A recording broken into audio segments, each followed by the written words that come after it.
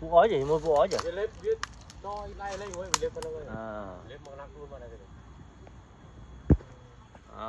phụ ói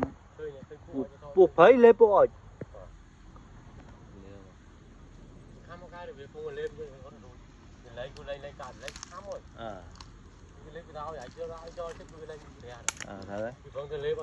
thôi ai mới khơi nhất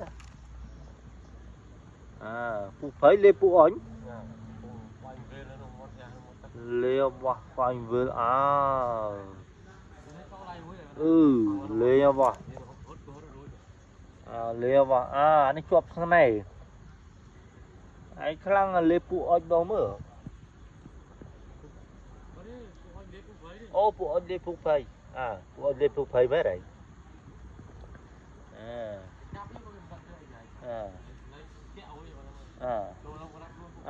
phụ ói lấy phụ phải rồi leo vào